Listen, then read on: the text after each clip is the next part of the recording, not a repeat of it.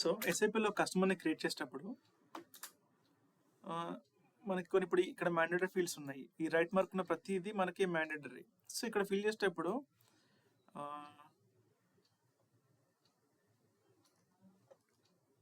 Okay, so ఈ transportation zone అనేది ఇది కూడా మనకి మ్యాండేటరీ ఫీల్డ్ ఉంది. బట్ మనకి రిక్వైర్మెంట్ ఫర్ ఎగ్జాంపుల్ ఇలా ఉందనుకోండి.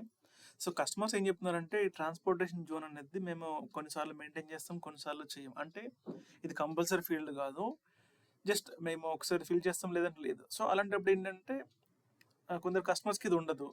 సో ఇది లేకుండా సిస్టమ్ అన్నది అలో చేయదు. అంటే ఇట్లా మ్యాండేటరీ ఉన్న ఫీల్డ్స్కి కంపల్సరీగా సిస్టమ్ ఏంటంటే ఫిల్ చేసే వరకు ఊరుకోదు, నెక్స్ట్ సేవ్ ఫర్దర్గా డేటా ఫిల్ చేయడానికి అలో చేయదు. సో కస్టమర్స్ ఏమన్నారంటే ఈ ట్రాన్స్పోర్టేషన్ జోన్ అనేది like in the same way ఈ స్ట్రీట్ ఉంది కదా, సో దీనిలాగానే నార్మల్గా ఆప్షనల్ ఎంటర్ చేసినా చేయకపోయినా అలో చేయాలి, అది అడిగారు. సో ఇక్కడ ఈ రైట్ మార్క్ ఆప్షన్ అనేది తీసేసి నార్మల్గా రావడానికి ఇప్పుడు దాన్ని ఎలా చేద్దామో చూద్దాం. సో నార్మల్ జనరల్గా ఎక్కడెక్కడైతే రైట్ మార్క్ ఆప్షన్ ఉందో అది ఫిల్ చేస్తున్నాను. సో ఇది ఒకటే ఫీల్డ్, ఇది ఫీల్డ్ అనేది నేను వదిలేసి మిగతా అన్ని ఫిల్ చేస్తున్నాను. జస్ట్ చూద్దాం. ఇప్పుడు ఎంటర్ కొడితే అన్ని రిక్వైర్డ్ ఫీల్డ్స్ అనేది ఎంటర్ చేయమని వస్తుంది. ఇక్కడ చూడండి. ఇంకోటి ఏంటంటే కర్సర్ కూడా ఇక్కడ హైలైట్ అయిపోయింది ట్రాన్స్పోర్టేషన్. సో ఇక్కడ నేను ఏదైతే ఇక్కడ street, house number, postal code, ఇవి అన్ని ఎంటర్ చేయకుండా వదిలేస్తాను. సో వాట్ ఈస్ మీన్ ఇది ఏంటంటే సో ఈ ఫీల్డ్స్ అనేది ఆప్షనల్ అన్నట్టు. సో ఇందులో డేటా ఫిల్ చేసినా చేయకపోయినా సిస్టమ్ అనేది ఏమన్నది అలో చేస్తుంది ఫర్దర్గా నెక్స్ట్ డేటా ఫిల్ చేయడానికి. సో రిక్వైర్మెంట్ ఏంటంటే ఈ ట్రాన్స్పోర్టేషన్ జోన్ అనే ఫీల్డ్ కూడా ఆప్షనల్గా రావాలి, రైట్ మార్క్ కాకుండా. ఇది ఎంటర్ చేసినా చేయకపోయినా సిస్టమ్ అనేది వార్నింగ్ ఏమి ఇవ్వద్దు. సో అది రిక్వైర్మెంట్. సో దీన్ని అచీవ్ చేయడానికి మనకి ఎస్ఐపిలో ఒక ఫీల్డ్ స్టేటస్ అనేది ఒకటి ఉంది. So with the help of field status మనకు కావాల్సిన ఫీల్డ్ని 4 ఆప్షన్స్ ఉన్నాయి. Mandatory, optional, display, suppress. Mandatory అంటే ఇందాక రిక్వైర్డ్ ఫీల్డ్, అది కంపల్సరీగా ఆ డేటా ఎంటర్ చేయాలి. ఆప్షనల్ అంటే ఇందాక ఈ ఫీల్డ్ లైక్ స్ట్రీట్, ఇది ఎలాగైతే మనం ఎంటర్ చేసినా చేయకుండా సిస్టమ్ అలా చేస్తుందో అది ఆప్షనల్ మీనింగ్. అంటే డిస్ప్లే అంటే ఆ ఫీల్డ్ కనబడుతుంది బట్ డేటా అనేది ఎంటర్ చేయడానికి అలో చేయదు సిస్టమ్, జస్ట్ కనబడుతుంది ఫీల్డ్ అంతే. సప్రెస్ అంటే కంప్లీట్గా వ్యానిష్ అయిపోతుంది. సో మనకి ఈ with the help of field status మనం ఇలా కావాల్సినట్టుగా ఈ 4లో ఏదైనా కూడా చేసుకోవచ్చు as per hour requirement. So అలా అచీవ్ చేయొచ్చు. సో దీనికి ముందు మనం ఏం చేయాలంటే మనం ఏ ఫీల్డ్ చేయాలనుకుంటున్నామో ఆ ఫీల్డ్ ఎక్కడ ఉంటుందని ఆ లొకేషన్ ఫైండ్ అవుట్ చేయాలి. ఫర్ ఎగ్జాంపుల్ ఈ ట్రాన్స్పోర్టేషన్ జోన్ అనేది ఎక్కడ ఉంటుంది అంటే కస్టమర్ మాస్టర్ క్రియేట్ చేసేటప్పుడు జనరల్ డేటాలో మనకి ఈ ట్రాన్స్పోర్టేషన్ అనే ఫీల్డ్, ట్రాన్స్పోర్టేషన్ జోన్ అనే ఫీల్డ్ అక్కడ ఉంటుంది.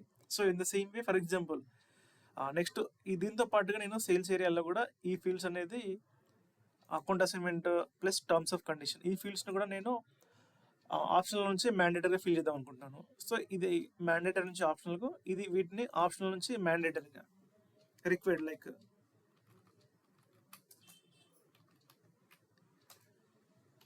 సో అలా చేద్దాం అనుకుంటున్నాను. ఇన్ ద సేమ్ వే ఈ సేల్స్ అనే ట్యాబ్లో ఈ 2 ఫీల్డ్స్ని నేను సపరేట్ కంప్లీట్గా ఒకటే దాన్ని వ్యానిష్ చేద్దాం అనుకుంటున్నాను, ఇంకో దాన్ని just కనబడేలా display purpose.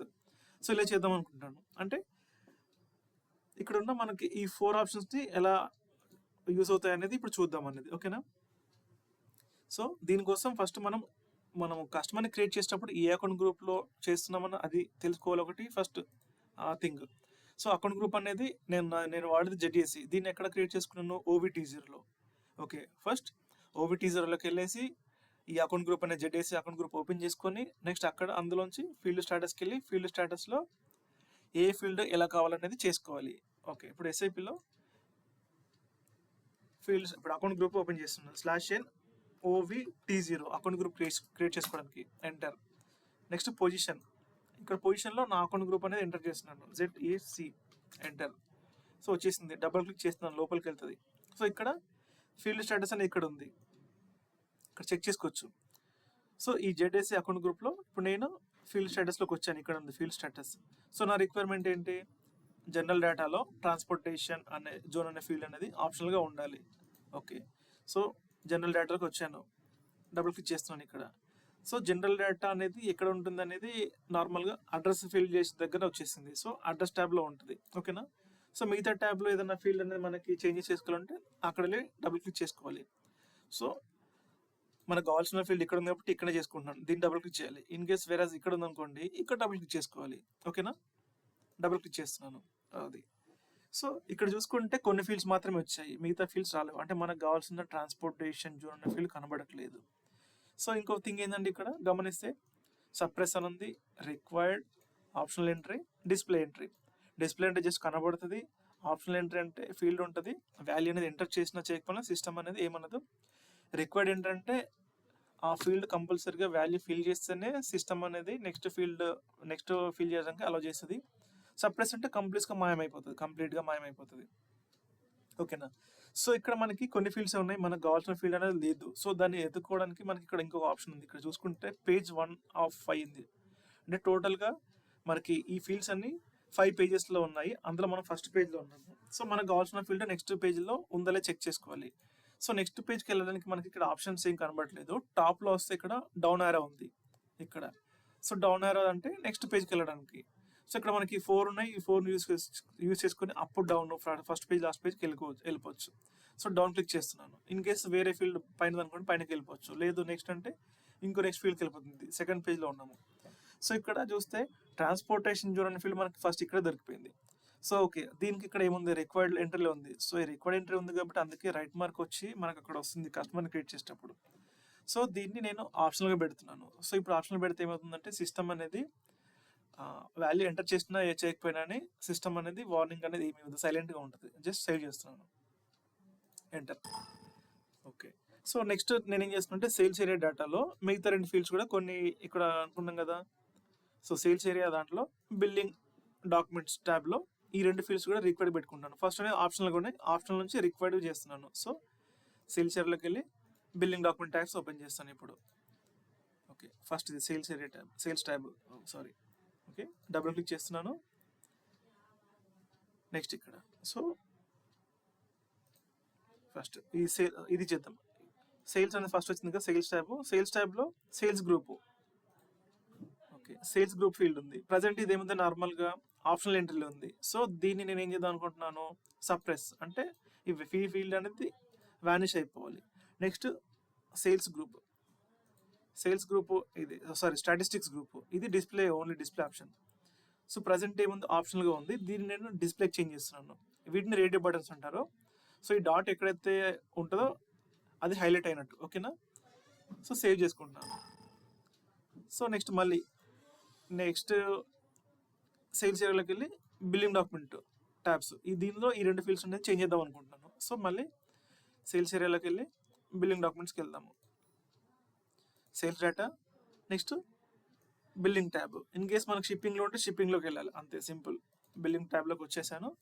So account assignment group అనేది ఇది ఉంది. సో ఇది ప్రజెంట్ ఏముంది, ఆప్షనల్గా ఉంది, దీన్ని నేను ఏం చేస్తున్నాను, రిక్వైర్డ్ పెట్టుకుంటున్నాను. In the same way terms of payment కూడా రిక్వైర్డ్లో పెట్టుకుంటున్నాను.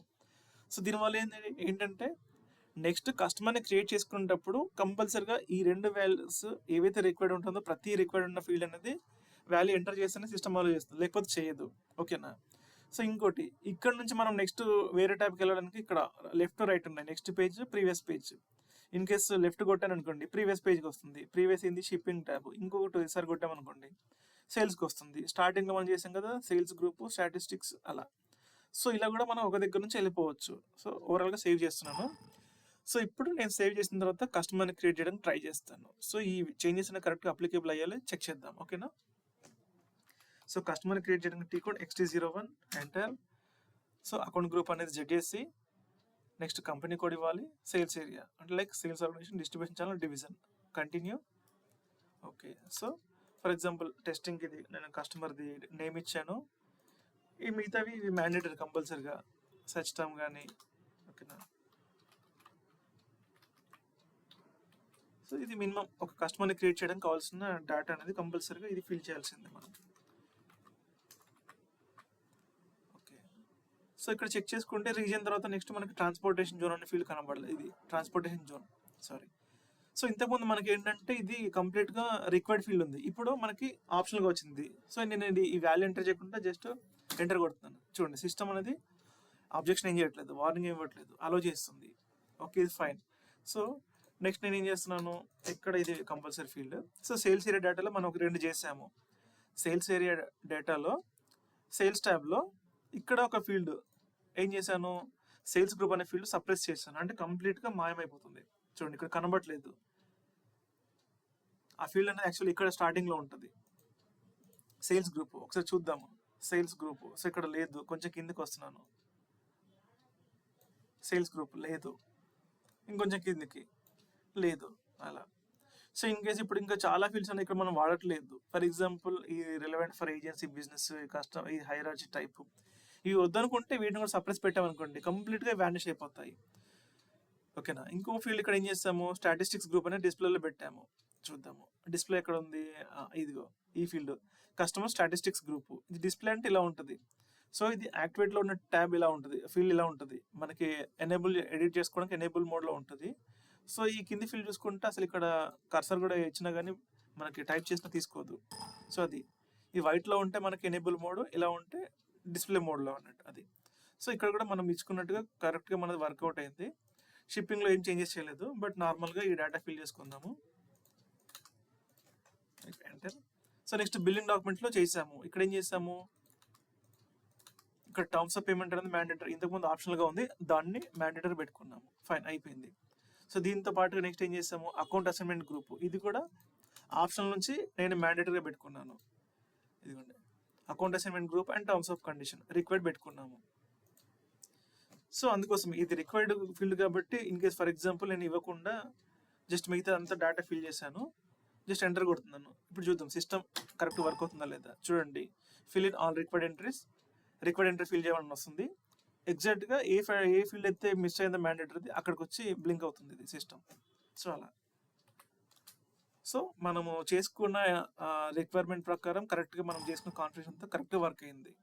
సో ఇలా మనకి ఎప్పుడైనా ఏదైనా ఫీల్డ్ అనేది అవసరమా కాదా అనేది రిక్వైర్మెంట్ బట్టి మనము అకౌంట్ గ్రూప్లో వెళ్ళేసి ఏ ఫీల్డ్ ఎక్కడ చేయాలని చూసుకోలేదు. సో బిఫోర్ దట్ మనకి ఏంటంటే ఆ ఫీల్డ్ కరెక్ట్ లొకేషన్ ఐడెంటిఫై చేసుకోవాలి. ఐడెంటిఫై చేసి ఎక్కడ చేంజెస్ ఎలా చేయాలనేది సో ఈ విధంగా చేసుకోవాలి మనకి.